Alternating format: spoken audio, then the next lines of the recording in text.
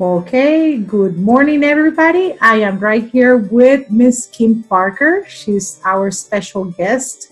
I want to tell you a little bit about this wonderful opportunity that it was given to me when I met her on Facebook through her Facebook page.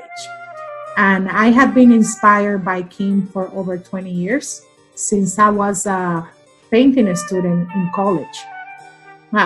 Most of my paintings from when I started painting in college were inspired by Kim. And I cannot believe I have her right now in front of me. Oh, So you're so what? So here's Kim Parker. What you see right here, this is a book that I have on my coffee table at home, and I love it. I love it. This is the one that keeps me inspired. I have it on the main living room. And I bought it. I remember I was so excited when I bought your book because I was like, oh my God! The first acquisition that I had was a calendar that you used to sell. I think I bought it at the what's the store? The World Market. The World Market had some of your work, and then I bought a print at Target. I remember, and then I was lucky enough to get your book. So, you're Kim is internationally acclaimed. She's very well known, not only for her beautiful paintings, but also because of the wonderful work that she has been able to do, not only with her flowers, but also with her abstract paintings, as you can see on this color essay in turquoise. What I love about her is that you cannot really miss her palette, her color palette, even if you're either watching a painting with flowers or if you're doing a color essay such as the one that you see right here. Am I correct on that, Kim? Or color is the language I love to speak. It no matter whether in flowers or abstraction, it's the driving force for me, for sure. So, Kim, this is another one that we both like in order to put it on the PowerPoint presentation. It's the Garden of Hope original painting, and it's already framed, and she made that for a client that I don't know where your client is, but that's a painting, Kim. This one was in the East Coast here, in the United States. It's beautiful. Well, I love your wallpaper, and I love your fabric, everything about it. I don't know if you can tell us a little bit about this piece, that the color selection is just amazing. Thank you, Johanna. Oh, well, it's, for many years I was trying to find the right dance partner for wallpapers and fabrics with a company who would allow me to really express the exuberant feeling I had inside on walls, and for upholstery. And many of them had their traditional already, look in place, which, but in England, Clark & Clark were the company that signed me on about 5 years ago. And it was so wonderful to work with them because they really gave me the freedom that I knew I needed.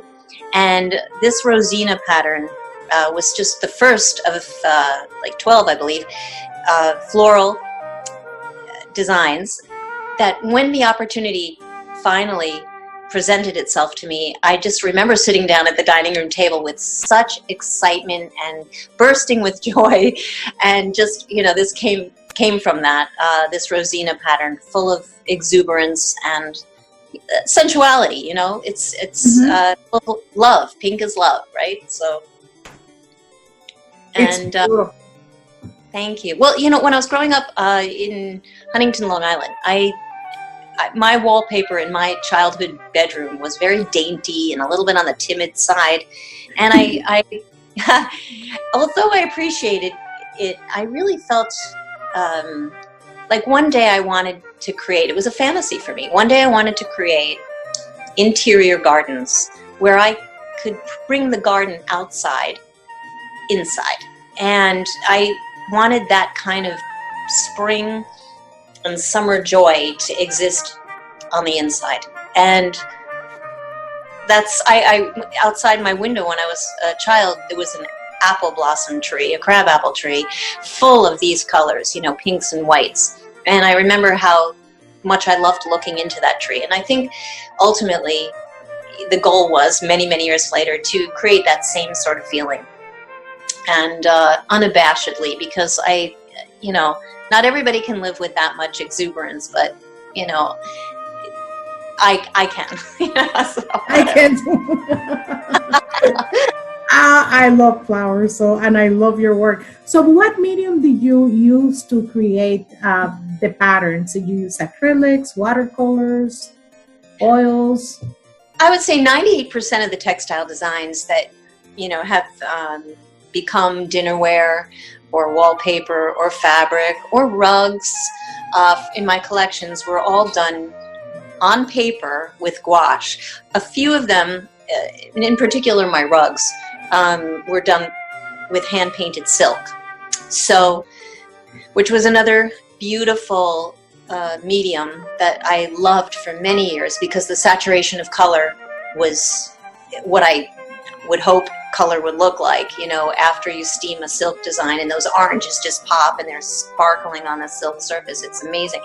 But, like 95% of my textile designs, not my fine art, but my textile designs are gouache on paper. Gouache on paper. Mm-hmm. I only experienced with that technique maybe twice, and it's very challenging. It's just watercolor with a more opaque, the opacity of the color is what drives me more towards that than watercolor, because you can get a very rich color from gouache and not watered down too much, although you can have a more translucent quality too if you play with it a bit. The next one is one of my favorites because I love pillows, and I love pillows when they have texture. I love pillows when they're super colorful, and on this one you really exceeded yourself. The color palette is super well balanced. You have from modern art to your florals is absolutely amazing. Thank you. Who was your client for this? Well, no, you see, we have many partners in licensing. These companies who come aboard and they represent my brand through dinnerware and rugs, wallpaper and fabric, bedding and bath, all that. That's their headache.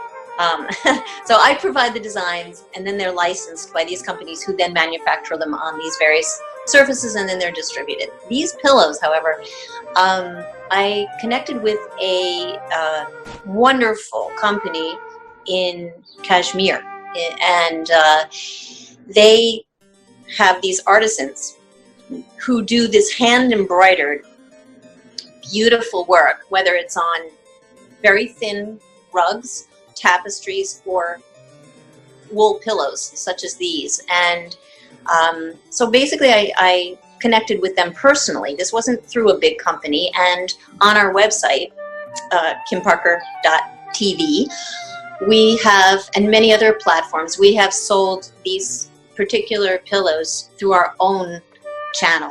So they're not out there on the market at retail like many of the other products that I've worked on and developed.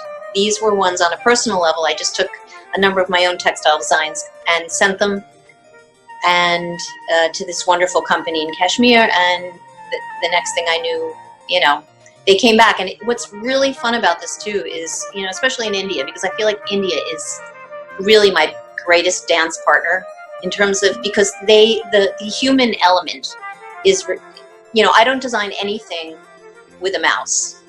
I'm very anti-mouse. Everything is still hand painted at the table with love, and all the human elements, accidents, imperfections, lines like you see in these stripes that are irregular, I embrace.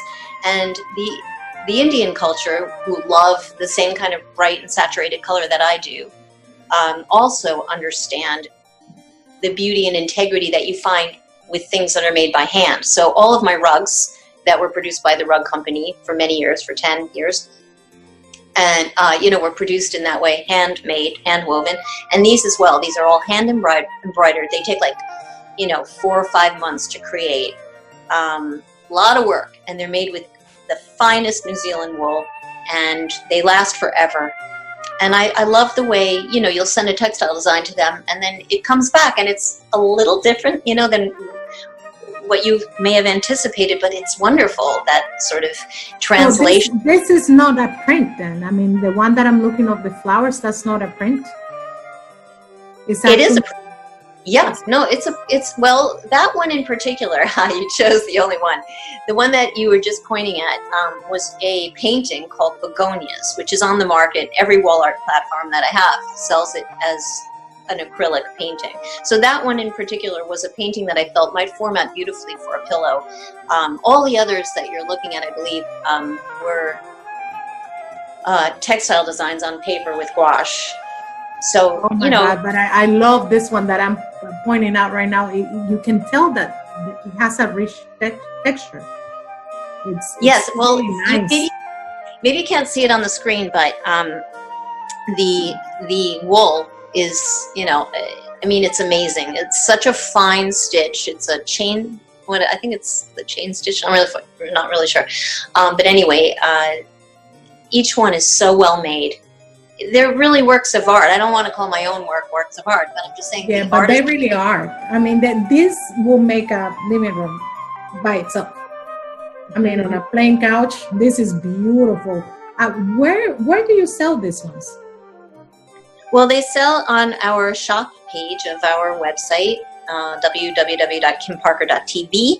They sell on the Houzz platform, Houzz. You know them. Yes. Yeah, they're selling in different places. I'm not even sure. Maybe Amazon has some. There are a number of online platforms. If you just Google Kim Parker pillows or something, I'm sure they pop up. But they've been doing this for pretty much like 15, 20 years now. And it was a personal investment, Johanna. Like I just kind of wanted to have a little controls in certain way over products that just went through our own channel. And we've had so many clients from here, to Brazil and UK who purchase these online from us, and we just send them, sometimes. That's the reason why I'm asking you, because whoever is going to be watching this video, I want to make sure that if they say, I want one of them, that they know where to go and look for them. Thanks. Absolutely. I love them. Oh, the next one, I love this one. Is this your house? It was an apartment that we had in New York City, a brownstone, beautiful brownstone overlooking trees in a courtyard for 15 years. And it was, Johanna, it was my lab. I looked at it as my laboratory, because during the years that we lived there, 15 in total, we were profiled in every real wonderful magazine, from Elle Decoration and God, off the top of my head, I'm trying to remember, the London Guardian. I have my art and design book with Abrams that features our living room and a number of places inside that apartment, etc.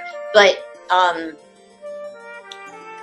for me, it was a place that allowed me, with my crazy flea market maven mentality, to express, on fabrics and covering old chairs and love seats, Victorian love seats, and throwing my rugs down on the floor and paintings on the wall, like to create that real interior garden. And the light was beautiful, and the wood floors and the brick walls and the old, marble fireplaces. It was a time, a period where I was just full of, excitement to just combine and layer, because when I was growing up, my mom and I used to sit on the couch and share art books on Vuillard and Bonnard and Matisse, and the layering of pattern and color were very exciting to me.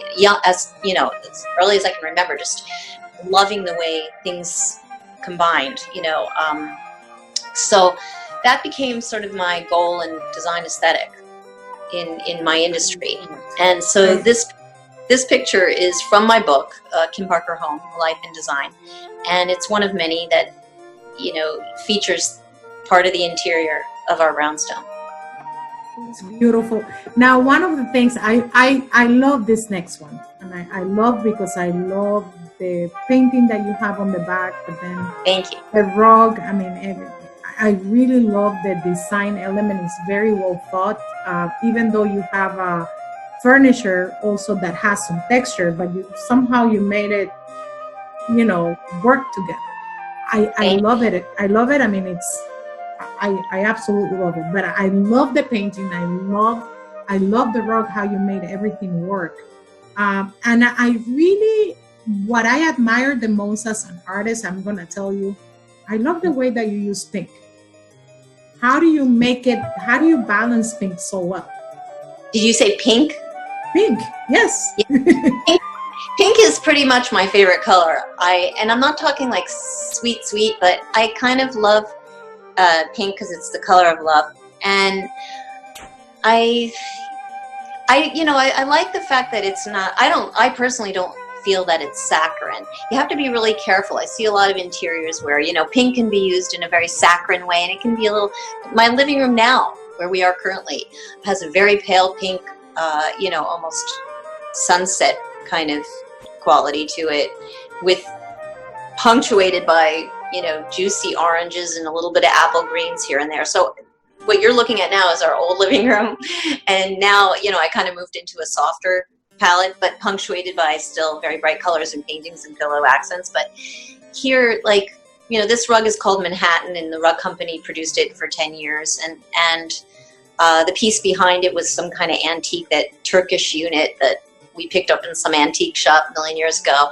And then on the wall is, one of the abstracts. But one of the things that I really love, and it's the way a room comes together. It's a dialogue, The objects have to be in dialogue with each other. They can't, I would never just randomly, things take a little bit of time, You have to think about, how are these two going to marry? How are they going to work together, And there's dissonance, there's harmony, and color, a sensitivity to color, knowing not to go overboard with one idea. Sometimes you see somebody who just can't get enough blue, in their living room, and it's like blue couch, blue rug, and blue walls. And to me, that's just like,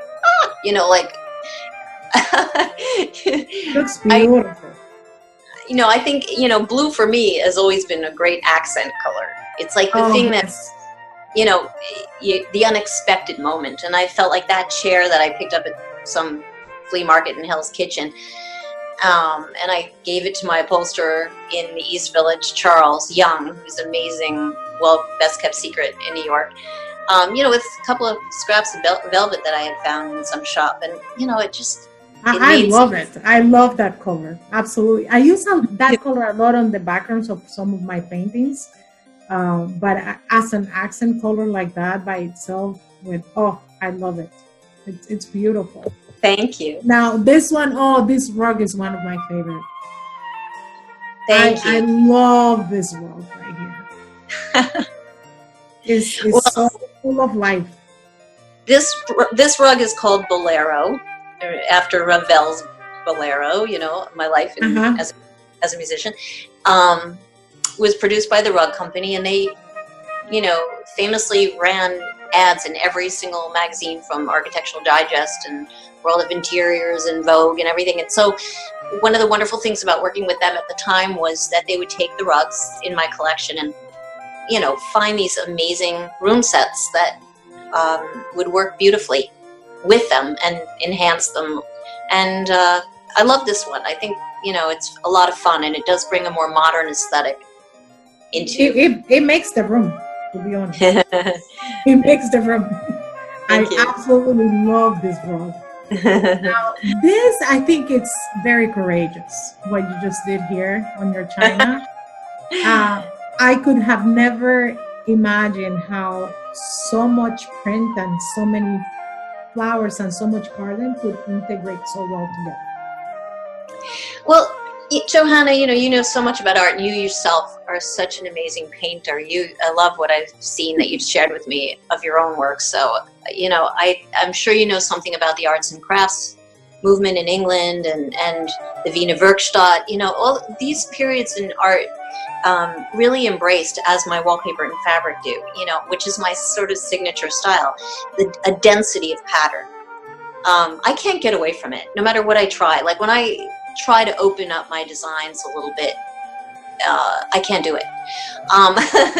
It's just not who I am. I love the richness of binds like William Morris, and I also, I love the I'm not, the dinnerware world is a largely white, open spaced world. Most people don't want to throw their food down on too much pattern. I get that. But when I was asked to design dinnerware for 3 different companies at 3 different points in my career, Spode was one that I loved in England for like 4 years or so, 3 or 4 years. And then after that, Mikasa. This one was from Mikasa. It's called Red Tulips. And the fabric to the left of it was produced still, by Clark & Clark and through Kravet, a big U.S. platform. They're a wonderful company. The fabric and wallpaper. So I kind of, took what was being done in the wallpaper world and said, let's try a little bit of this on the dinnerware plate too, this red and white print. It could be very fresh to the eye. And, I cut some of the pattern down because we couldn't go completely full coverage on it. But because the dinnerware world really isn't ready for that, although at the time when I was launching my collections, I remember the president of, Mikasa, was a little bit shocked by how much, color and pattern I was presenting, as usual.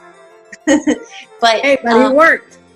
Yeah, thankfully the design director there at the time, he got it, and he helped push it through, and it became, bestseller in the industry, as did 3 other patterns for quite a long time, for a good run.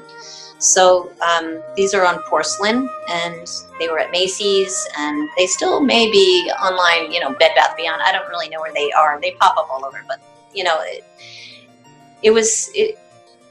I like the way it reads on a table. I have no problem throwing a piece of fish and salad on top of that,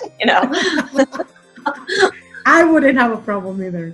But I just think it's very brave what you did, because somehow you made it work. The integration is absolutely amazing. Plus, red is my favorite color. Oh, thank you. I love this piece when I saw it. I want to make sure that everybody knows that you need to visit Kim Parker's website, because you can not only enjoy her art, but now she is also teaching. And as you know, I have been teaching for years, and I can even imagine the honor to be able to take a class with Kim. Oh, that's sweet of you, Johanna. So make sure that you follow her on Facebook, and her she has a website that is www.kimparker.tv, and then you can also follow her on Facebook and her Instagram accounts under Kim Parker Style. So I might get lost in translation because I have a thick accent, but you can see it on the screen. Kim, what advice can you give, to young generations right now that are, just, starting a career, and even people my age that, that have a dream on the creative field? What, especially these are challenging times. Wow. Let's see. Well, a lot has changed, since I started doing this. And, I think what isn't different about being alive is if you really love something, and you're passionate about it, and you have a vision that that you live with, and has to be expressed, express it.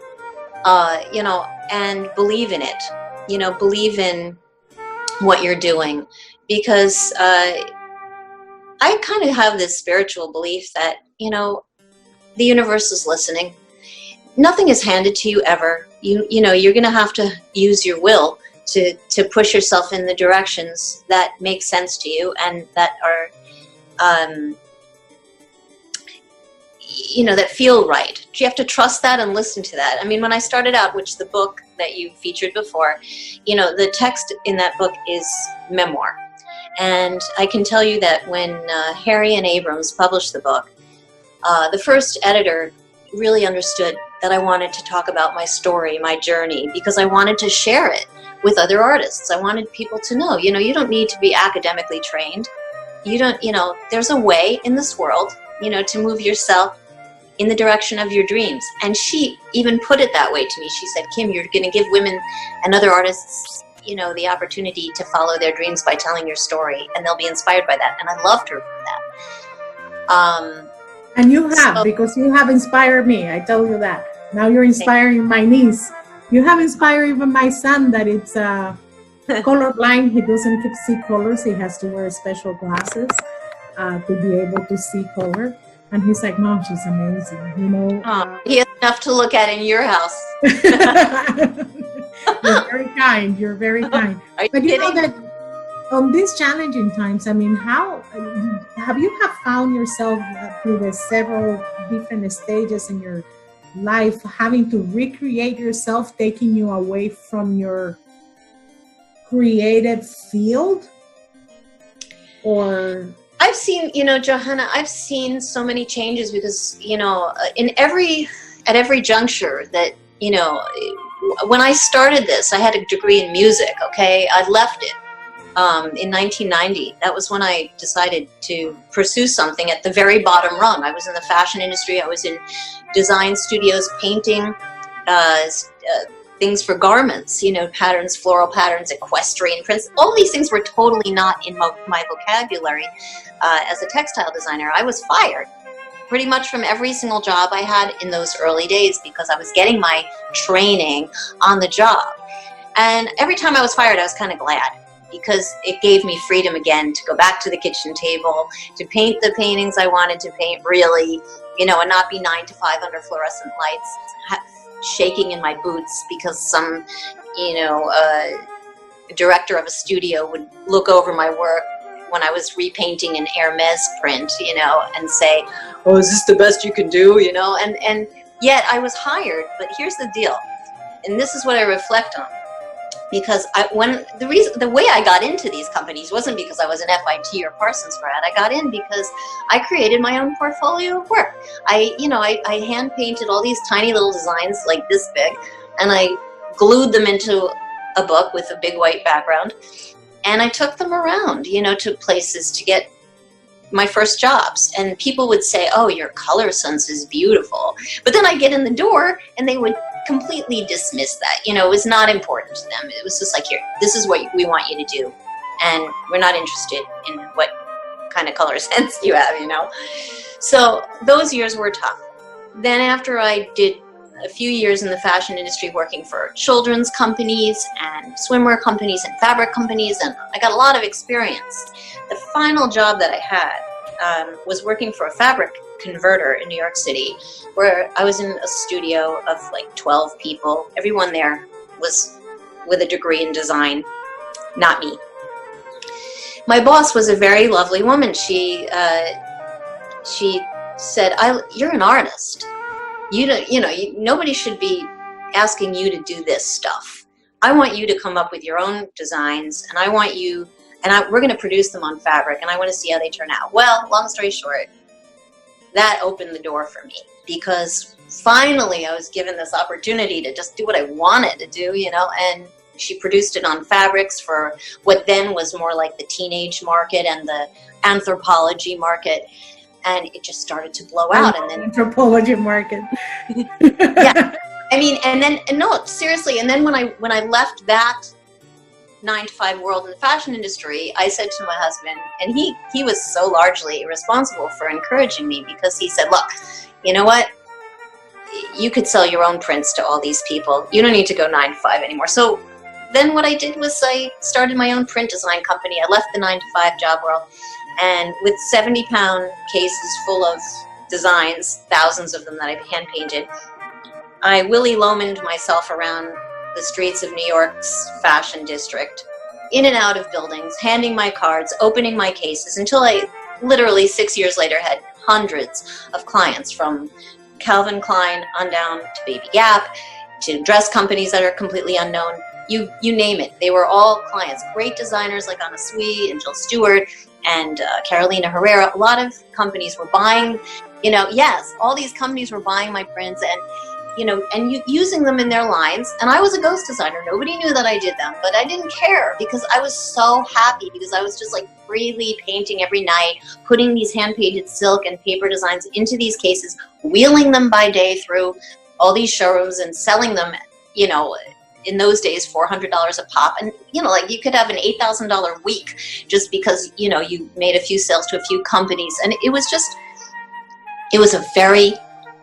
exciting time to be able to do this. And who was your media relations? Was that your husband? Who was what? Your media relations. I mean, who approached you to was it a teamwork? How did it work? No, to be honest with you,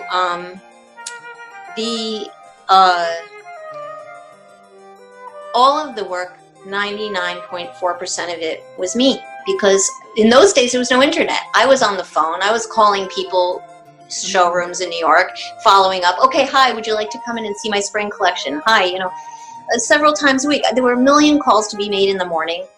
Then I get myself out the door with my cases, get into their showrooms, out of cabs. My back was broken, I'll tell you that. In and out, on and off of tables, going through hundreds of designs during appointments, and then signing invoices at the end when they sold. And no, they didn't often sell. It took a long time of patience, perseverance.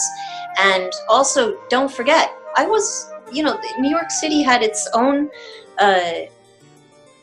agencies that did this, and these salespeople would go out and take the work of hundreds of designers. I was one woman designer selling my own designs. So often, you'd be in the presence of people who would go, "Sorry, they're not for me." That's the dismissiveness, the rejection, and then the flip side was the validation and the confidence that came with that, and then going back to those clients who understood you and who kept wanting more of what you had because they knew it turned into best-selling underwear for the Gap or Anthropologie's biggest ever selling, quilt that ran in like 20 catalogs for 4 years. You got to know who your niche market was. And for me, anything from a J. Crew bikini to,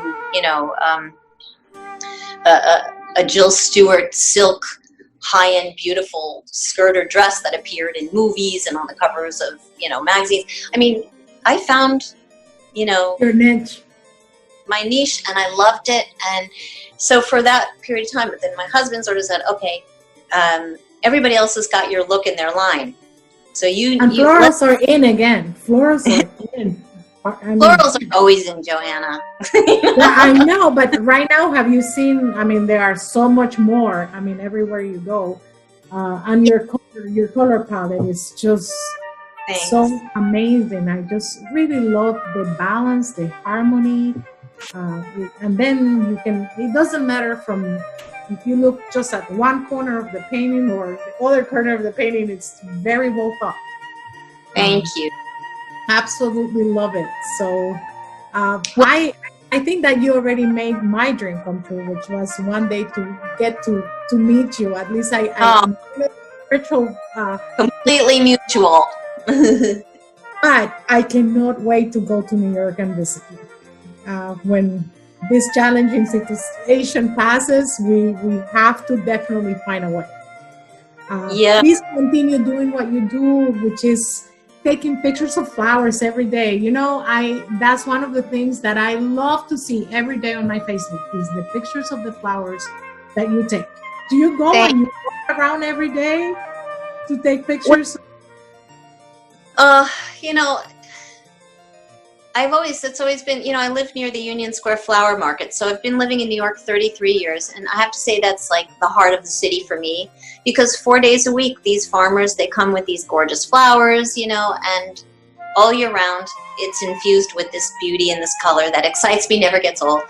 And, obviously we're in the middle of springtime right now, so everywhere down the East River and in my neighborhood, I'm on the border of Gramercy Park and the East Village. So there's so many beautiful blossoming trees. And for me, connecting to joy is really what it's about. I just try as hard as I can to see beauty anywhere that I go. I could be parked in some parking lot in Long Island City at my storage unit where it's like completely industrial and gray and horrible. And I'll be sitting in the car while my husband's inside and looking at that lot and saying, what's beautiful here? I love that. I love that you always have that positive side. I mean, it's that you're able to see the good, even, or the pretty when there's nothing, right? For other people. In answer to your question earlier, because I don't feel like I really answered it completely, and I just want to finish saying that, when we moved into becoming a brand in 2001, which my husband pushed me into doing, which I actually didn't really want to do. I was so happy selling prints in New York the way I was, making the money, having the freedom. And then we became a brand since 2001. So that's how I worked myself into, retail and design and etc. But for kids nowadays, what's the same? What's the same? I don't know. I mean, I've seen my industry change, and that's some of the advice I could give now wouldn't really apply, because times have changed and industries have changed, and retail stores have closed and whittled down to mostly online. But I think the one thing that I would want to communicate is do what you love, because I still believe, no matter how things are challenging, I still believe that is what we were here to do. We are here to be channeling something from the divine that was given to us. And we have to exercise our will, no matter how challenging everything is. And I had a Buddhist healer that I worked with for 20 years who, in my, lowest moments would say, "Are you painting?" And sometimes I resent. Every day? Do you paint every day? I did for a long time. For many years, it was pretty much an everyday thing. And no, I play my flute, I paint, I write, and I jump back and forth between things, but nothing as steadily. I'm starting to do more teaching with children, which is a new branch of the tree that I'm loving, because I've always felt that children's work is so fresh and beautiful, and there's like no mistakes. I know. Yes, absolutely. Some of their work, I mean, they come up with these courageous color mixes that you're like, what in the world? I will never have done something like that. And then it turned out to be wonderful. Yes, I think that I'm the one that, when I teach, I don't know if you feel the same, but I feel that I'm the one that ends up learning more than what they learn from me. I think a good teacher feels that way. Right? Absolutely. Yeah. It should be that way, no? I think so. I totally agree with you. Every time I work with any child, I come away feeling, oh, wow, the simplest things, that just, you think about them hours later, and you're just like, and unconsciously too, I'll take something to my own canvas or my own textile design that I saw them do, some brilliant move that, with a color, or the way that they just sort of gestured, even in the middle of something, just a flick of a wrist, and suddenly I'm painting and I see my wrist flicking the same way, and I'm like, oh wait, that was, so-and-so did something just like that, and I'm just, it's osmosis. I just absorbed something useful, and beautiful. So it's a reciprocal thing for sure. And then the last question that I'm going to ask, I know we talked about this before in one of our conversations, but I really admire the fact that you don't paint on an easel. The majority of the artists that I have seen, I have studied many artists' lives, such as Jackson Pollock and Helen Frankfurt, and they also put their canvas on the floor. In your case, you put them on the floor on all your table, correct? Yes. I can't explain it completely. I never liked easels. I'm like the anti-easel girl. I prefer I like being I like being over something. I think, like especially with textile design where you're creating something that off of every side of the page needs to move. If it's going to become a bedding duvet or it's going to become a plate, that musicality, that lyricism has to be there. And I almost feel like when I'm on top of something, I have perspective in that way. I can really see how it's doing that. But the funny thing is, like, if it's a really big canvas and you're working on the floor and then you put it up on the wall, sometimes it's like, it's like, it's so much of a surprise that you don't even recognize your own work, but that's also fresh. And the unexpected part of it is nice too. And I think that sometimes I've enjoyed that surprise and sometimes not. It's also about immersion, like immersing yourself in something. I don't know why, but I feel like, I don't mean to be suffocating, but I just kind of love the proximity. And with an easel, it's just like, I don't feel the same, the same way, towards the surface. I don't know. Well, your work is amazing and it really shows. So Thanks. Thank you so much, Kim, for everything. And I cannot wait to the day that I can travel to New York and just give you a hug.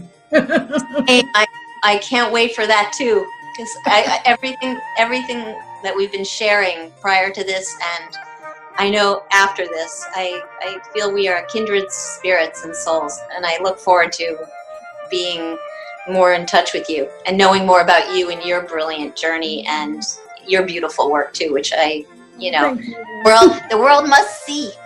Thank you very much. Your words are actually coming on a very, very at the right time. So definitely someone knows that that's exactly what I needed. And thank you for making my dream come true, because I never in the million years I thought I was gonna have the honor to meet you. So, and even more have a one-on-one conversation about everything that you do is just very, very inspiring. Thank you, Johanna. Igualmente, right? Igualmente. Well, thank you, Kim. And yes. I will be thank you so much. And I will be sending this video to be posted on your channels as well as for my students. Thank you so much for this opportunity, Johanna. You're lovely, and it was wonderful to speak with you. Thank you so much. Okay. Bye.